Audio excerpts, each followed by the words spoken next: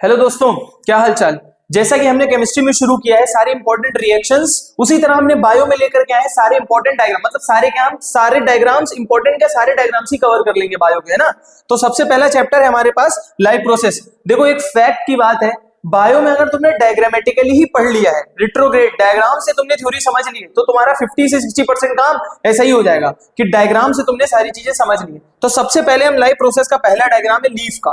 जो लीफ है, मान लो मेरे हाथ एक लीफ है, हमने इसको ऐसे काटा है और अब तुम सामने से देख रहे हो। हमने लीफ को काटा है, तुम सामने से देख रहे हो। तो जब तुम लीफ को सामने से देखोगे तो उसमें सबसे ऊपर वाली लेयर क्या होती है मेरे दोस्तों, क्या होती है? क्यूटिकल की एक वैक्सी लेयर होती है ना, एक वैक्स की लेयर होती है जो कि वाटर लॉस को बचाती है। उस क्यूटिकल के नीचे एक सिंगल सेल की लेयर होती है, उसको बोलते हैं हम लोग एपिडर्मिस। फिर उस एपिडर्मिस के नीचे क्लोरोप्लास्ट मतलब सेल्स होते हैं, उनमें क्लोरोप्लास्ट क्लोरोफिल होता है। वो क्या करते हैं? फोटोसिंथेसिस। ये क्या करते हैं?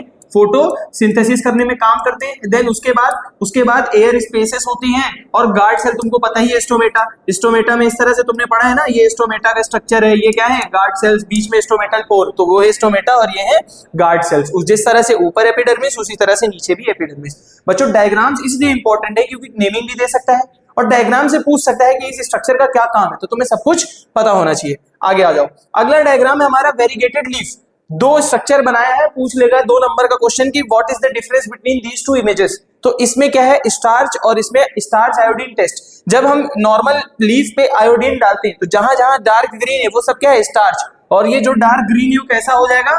ब्लू। क्यों? स्टार्च आयोडीन से रिएक्ट करके क्या करता है? ब्लू कलर दे देता है ना। तो ये भी आ सकता है। अगला डायग्राम तुम्हें पता है स्टोमेटा का है। स्टोमेटा में क्या होते हैं? ये क्या है? Guard cells. साइड में क्या होते हैं दोस्तों? Guard cells. इनका क्या काम होता है? इन गार्ड सेल्स का काम होता है, जैसे मान लो मेरे हाथ गार्ड सेल्स है, जब ये इसमें पानी चला जाएगा तो ये फूल जाएंगे, तो स्टोमेटल पोर खुल जाएगा। और जब ये पानी बाहर निकाल देंगे तो वापस से स्टोमेटा बंद हो जाएगा। उसी तरह से गार्ड सेल्स काम करते हैं, इसमें पानी भर जाता है, खुल जाते हैं, तो ये बीच में स्टोमेटल पोर मिल गया, वापस से पानी निकाल दिया या वापस से श्रिंक हो गए, सिकुड़ गए और स्टोमेटा बंद हो गया। तो ये हो गया तुम्हारा स्टोमेटा। ठीक है, गार्ड सेल्स के पास भी क्लोरोप्लास्ट होता है, ये भी फोटोसिंथेसिस कर सकते हैं। आगे आ जाओ, अगला डायग्राम है हमारे पास ये देखने का कि कौन सी गैस जरूरी है फोटोसिंथेसिस के लिए। जब एक प्लांट, 2 प्लांट्स लिए हैं और दोनों प्लांट्स को एक बेल जार से कवर कर दिया है, ग्लास से कवर कर दिया है। अंदर इसमें एक चाइना डिश में पोटेशियम हाइड्रोक्साइड सोक्ड कॉटन रख दिए, कॉटन लिया है, उसमें पोटेशियम हाइड्रोक्साइड डाल दिया है। उस पोटेशियम हाइड्रोक्साइड का काम होता है जितनी भी CO2 होती है वो उसको एब्जॉर्ब कर लेगा, वो अंदर खींच लेगा। तो अब बताओ दोनों में डिफरेंस क्या है? पोटेशियम हाइड्रोक्साइड सोक्ड कॉटन का। तो इसमें पोटेशियम हाइड्रोक्साइड है या नहीं? नहीं है। तो सॉरी, पोटेशियम हाइड्रोक्साइड है, इसमें क्या नहीं है? Carbon dioxide gas. तो जब कार्बन डाइऑक्साइड गैस नहीं है तो ये फोटोसिंथेसिस कर पाएगा? नहीं कर पाएगा। तो तुम थोड़े दिनों बाद देखोगे इसमें फोटोसिंथेसिस नहीं होगा, बट इसमें फोटोसिंथेसिस हो रहा है, तो इसमें स्टार्च नहीं मिलेगा, बट इसमें स्टार्च तुमको ग्लूकोज मिलेगा। तो इससे हमें पता चला कि CO2 जरूरी होता है फोटोसिंथेसिस के लिए। अगला डायग्राम है हमारे पास फूड न्यूट्रिशन वाले टॉपिक से कि अमीबा कैसे न्यूट्रिशन लेता है। तो अमीबा सबसे पहले खाने के पास जाता है और 2 फॉल्स फीट बनाता है, इसको हम लोग बोलते हैं स्यूडोपोडिया। स्यूडोपोडिया का काम होता है फूड को कवर करना, फिर वो स्यूडोपोडिया आपस में दोनों जो उसके लिम्स होते हैं वो मिल जाते हैं और वो खाना अंदर चला जाता है, फूड पार्टिकल अंदर। तो अमीबा क्या करता है? फूड पार्टिकल के पास जाता है, स्यूडोपोडिया बनाता है, फिर उनको कवर करके खाने को अंदर खींच लेता है। तो ये हो गया तुम्हारा अमीबा में न्यूट्रिशन। आगे आ जाओ, न्यूट्रिशन इन ह्यूमंस। ये डायग्राम समझ लो, इस पूरे चैप्टर में जो न्यूट्रिशन वाला टॉपिक है उसकी जान है। कैसे? पूरा का पूरा ह्यूमन डाइजेस्टिव सिस्टम दे रखा है। खाना गया माउथ की हेल्प से, माउथ में बक्कल कैविटी होती है ना, ये जो कैविटी हमारे माउथ की, इसमें सलाइवरी ग्लैंड्स है, वहां से क्या आता है? सबसे पहले कौन आता है? सलाइवा। उसने कार्बोहाइड्रेट का डाइजेशन करवाया। टंग है, टंग क्या करती है? खाने को चबाने में, स्वॉलो करने में हेल्प करती है। देन उसके बाद वो खाना मूव करके कहां जाएगा? ईसोफेगस। ईसोफेगस से होता हुआ कहां पहुंचा वो खाना? स्टमक में। स्टमक में क्या होता है? HCl, एसिडिक मीडियम है, वो क्या करेगा? खाने का ब्रेक डाउन कर देगा, है ना। खाने का ब्रेक डाउन हो गया, प्रोटीन्स वगैरह का ब्रेक डाउन हुआ, फिर वो खाना मूव करके कहां जाता है दोस्तों? स्मॉल इंटेस्टाइन में। सबसे ज्यादा एब्जॉर्प्शन और सबसे ज्यादा डाइजेशन कहां होता है? Small intestine. फिर वो स्मॉल इंटेस्टाइन ओपन हो जाती है लार्ज इंटेस्टाइन में, और वो लार्ज इंटेस्टाइन अल्टीमेटली एनस के थ्रू कहां खुल जाता है? बाहर, और जो तुम सुबह सुबह काम करते हो वो हो जाता है। तो इस डायग्राम में ये क्या है? डायफ्राम। डायफ्राम क्या होता है? डायफ्राम जो होता है वो ऊपर हमारे जो लंग्स हैं, लंग्स को किससे? नीचे वाले सिस्टम से, डाइजेस्टिव सिस्टम से सेपरेट करने का काम करता है। फिर लीवर के पास एक छोटा सा स्ट्रक्चर होता है, उसको हम क्या बोलते हैं बच्चों? Gall bladder. गॉल ब्लैडर से क्या आता है? Bile juice. फिर उसके बाद ये लीफ जैसा स्ट्रक्चर क्या दिख रहा है, पेनक्रियाज। पेनक्रियाज का काम क्या है, पेनक्रियाटिक जूस, है ना, जो भी स्टमक से चीजें आ रही वो एसिडिक होती है, उनको एल्कलाइन कौन कर देगा, पेनक्रियाटिक जूस। तो इस तरह से हमने इस डायग्राम के सारे पार्ट्स को देख लिया। अब वो क्या करेगा, कोई 2-3 चीजें छुपा देगा और बोलेगा बताओ उसका नाम, तो तुम बता लोगे, है ना, काम पूछ लेगा। आगे अगला डायग्राम है, हमारी सांस जो हम एक्सहेल करते हैं उसमें कौन सी गैस होती है, इसका एक्टिविटी है ना। अब इस एक्टिविटी में वो बोलेगा कि एक रबर ट्यूब से पिचकारी भरी और उसमें एक गैस डाला है, और एक बार एक ट्यूब से एक ह्यूमन ने एक्सपायर किया है। तो जो लाइम वाटर था इस केस में वो लाइम वाटर मिल्की हो गया। क्यों मिल्की हो गया है, क्योंकि लाइम वाटर क्या होता है, लाइम वाटर जब CO2 से मिलता है तो CO2 जो होता है उस लाइम वाटर को किसमें कन्वर्ट कर देती है, CO2 जो होती है वो लाइम वाटर मतलब कैल्शियम हाइड्रोक्साइड। कैल्शियम हाइड्रोक्साइड ये दोनों मिलने के बाद क्या बन जाता है, कैल्शियम कार्बोनेट, जो कैसा होता है, व्हाइट। तो इस वजह से जो लाइम वाटर है वो कैसा हो जाता है, मिल्की। क्यों, क्योंकि हम जो सांस छोड़ते हैं उसमें क्या होता है, CO2। तो इस एक्टिविटी से पता चला हम कौन सी गैस एक्सहेल करते हैं, CO2, और कौन सी इनहेल करते हैं, O2। आगे आ जाओ, अगला है हमारा क्या है, ये रेस्पिरेशन, है ना। ग्लूकोज का क्या होता है, तो सबसे पहले जो ग्लूकोज हम खाने से एब्जॉर्ब करते हैं स्मॉल इंटेस्टाइन के थ्रू, वो ग्लूकोज साइटोप्लाज्म में कन्वर्ट हो जाता है पाइरुवेट में। 3 कार्बन वाला कंपाउंड होता है पाइरुवेट उसमें। फिर वो पाइरुवेट का क्या हाल होता है आगे जा करके, वो डिपेंड करता है ऑक्सीजन पर। कुछ ऐसे ऑर्गेनिज्म होते हैं जिनमें ऑक्सीजन जरा सा भी नहीं होता, उनको हम बोलते हैं ईस्ट। मतलब ईस्ट एक एग्जाम्पल है, और भी ऑर्गेनिज्म होते हैं जिनमें ऑक्सीजन नहीं होता, उसका सबसे बढ़िया एग्जाम्पल है ईस्ट। ईस्ट क्या करता है, उसके पास बेचारे के पास ऑक्सीजन नहीं है, वो इस पाइरुवेट को तोड़ता है इथेनॉल में और कार्बन डाइऑक्साइड में, और जो थोड़ी बहुत एनर्जी मिलती है वो उसी में अपना घर बार चलाता है कि नहीं। अच्छा, अब ह्यूमंस की बात करें तो हमारे पास कुछ कंडीशंस होती है जहां ऑक्सीजन की कमी हो जाती है। नॉर्मली तो हमारे पास ऑक्सीजन भरा पड़ा है, बट कभी कभी हमारे पास ऑक्सीजन की कमी हो जाती है। जैसे मान लो तुम दौड़ रहे हो, तुम रनिंग कर रहे हो, तो तुम्हारे पैरों की जो मसल्स होती है उसमें ऑक्सीजन की कभी कभी कमी हो जाती है। तो उस ऑक्सीजन की कमी में 2 कंडीशन है, एक तो लैक ऑफ ऑक्सीजन, एब्सेंस नहीं लिखा है, ध्यान देना, क्या लिखा है, लैक मतलब कमी है, और एक होता है प्रेजेंस ऑफ ऑक्सीजन। पहले नॉर्मल जो हमारी बॉडी में सब कहीं चल रहा है प्रेजेंस ऑफ ऑक्सीजन में।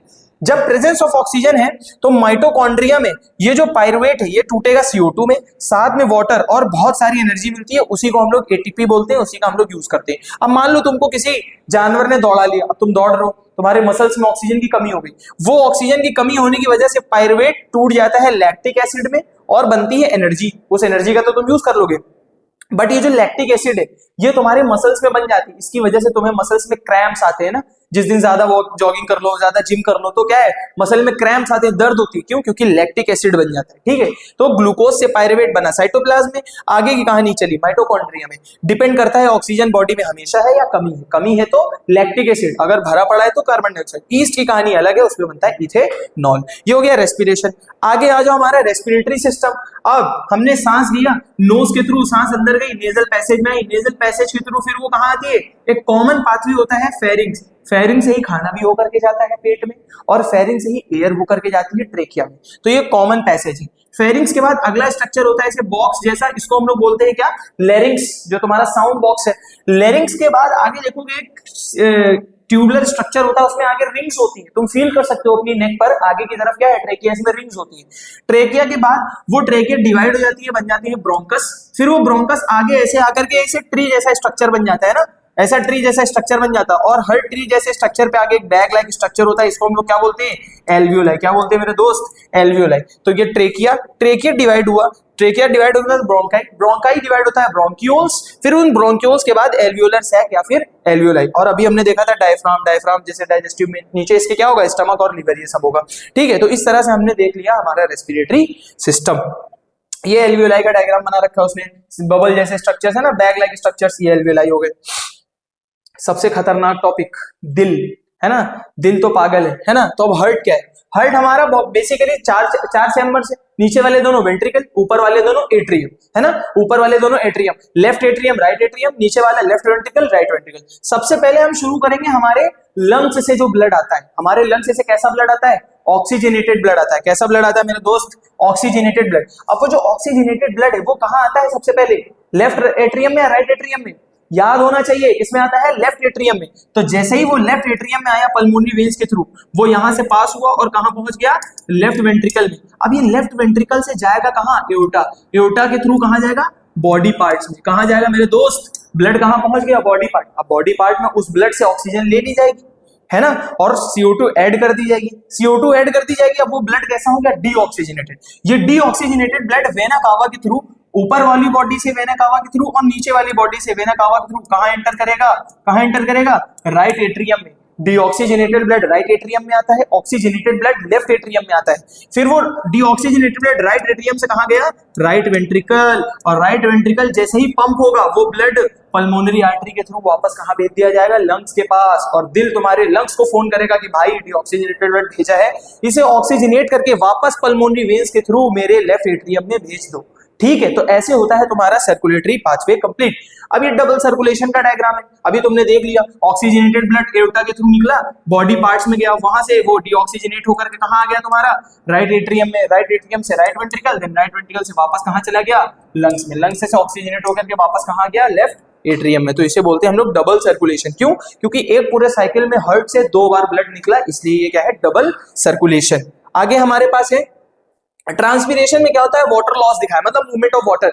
जनरली स्टोमेटा खुलते हैं, जब स्टोमेटा खुलते हैं तो पानी बाहर निकल जाता है, तो नीचे से एक पुल मिलता है। जैसे मान लो स्ट्रॉ, तुम जब जूस पीते हो तो स्ट्रॉ से पानी खींचते हो तो पानी नीचे से ऊपर जाता है। यहां पर जो पुलिंग फोर्स है वो कौन है, ट्रांसपीरेशन। प्लांट्स में ट्रांसपीरेशन एक पुलिंग फोर्स क्रिएट करता है, पानी को बाहर खींचता है, तो नीचे से पानी ऊपर की तरफ भागता है। वही लिखा हुआ है, देखो पानी बाहर निकल रहा है और नीचे से पानी ऊपर की तरफ जा रहा है। तो इस डायग्राम में बेसिकली ट्रांसपीरेटरी पुल दिखाया गया है। ठीक है, आगे आ जाओ।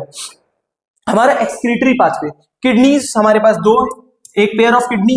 किडनी से क्या निकलता है मेरे दोस्त, क्या निकलता है भाइयों बहनों, बोला करो, तुम बोलोगे तो तुम्हें याद होगा। क्या निकलता है, किडनी से निकला कौन, क्या निकला, यूरेटर या यूरिनरी ब्लैडर या यूरेथ्रा, क्या निकला, यूरेटर्स। यूरेटर्स निकले, वो यूरेटर एक बैग लाइक स्ट्रक्चर में खुलते हैं, इसका क्या नाम है, बैग लाइक स्ट्रक्चर का नाम क्या है, बोलो यार, बैग लाइक स्ट्रक्चर का नाम है क्या, यूरिनरी ब्लैडर। गॉल ब्लैडर मत लिख के चले आना मेरे लाल, गॉल ब्लैडर कहाँ होता है, लीवर में, और ये कहाँ है, तुम्हारे एक्सक्रीटरी सिस्टम का पार्ट है। ये यूरिनरी ब्लैडर आगे कंटिन्यू कर गया किसमें, यूरेथ्रा में, और यूरेथ्रा से बाद में तुमने, ठीक है, तो ये हो गया तुम्हारा एक्सक्रीटरी सिस्टम। ठीक है, किडनी, यूरेटर, यूरिनरी ब्लैडर और यूरेथ्रा। ये रेड कलर वाला कौन है, रीनल आर्टरी, और ब्लू कलर वाला कौन है, रीनल वेन। रीनल आर्टरी जो किडनी तक ब्लड लाए, रीनल वेन जो किडनी से ब्लड बाहर ले जाए। ये सारे स्ट्रक्चर्स तुमने देख लिए एक्सक्रीटरी। अब किडनी में ही एक फंडामेंटल यूनिट होती है, उसको हम लोग बोलते हैं नेफ्रॉन। नेफ्रॉन पे एक अलग शॉर्ट्स हम डाल चुके हैं अपने यूट्यूब चैनल पर, उसे भी तुम देख सकते हो। यहाँ पर हम जल्दी से देखेंगे। सबसे पहले एक कप लाइक स्ट्रक्चर होता है, इसको हम लोग बोलते हैं बोमेंस कैप्सूल।